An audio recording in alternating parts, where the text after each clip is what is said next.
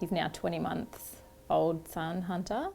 He was just really tired and he was vomiting.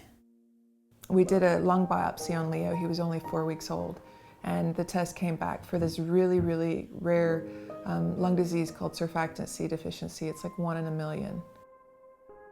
My missus, she got medevaced out. Her waters broke, 26 weeks pregnant. So I had him out on my lap, just cuddling him, and he just sort of went back, like he just went really stiff. And I couldn't really wake him up.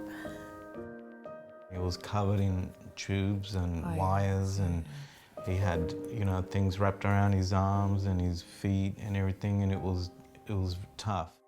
We were at home one day and then we literally just left and we didn't take anything with us. We didn't have a choice, we just had to come here.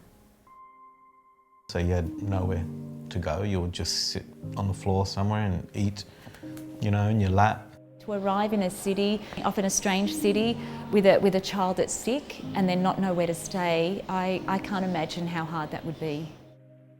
Every day we were worried Leo wasn't going to make it every night. The first night my husband slept on a gym mat on the maternity ward floor. And the second day, a social worker said, would you like me to see if there's a room for you at Ronald McDonal House? They can actually go somewhere where they can relax and spend time and be looked after. My first initial reaction was, but that's for parents of sick children. And she turned around and said, what do you think you are now? I can't even start to explain how great this place is. They have volunteers that go on above and beyond what's required of them, and they do it out of the goodness of their heart. And when they come here, they can have a bed, they can have a shower, they have a cup of tea. I think that's about adding some normality to a life that's actually not normal at the moment. You feel so disconnected because it was me and Leo and Nick and Anthony, and we were apart every day. But that was the time that we were a family again. It was nice. Brothers and sisters are as important as the child in terms of their emotional health and being with their family. That room was a lifesaver for us, it really was. There's always volunteers, there's always staff, there's always other parents looking out for them, and it's just like a whole big family. They help you out, they always make sure that you've got everything that you need, and they always tell you when things are on, and they just make you feel like you're at home.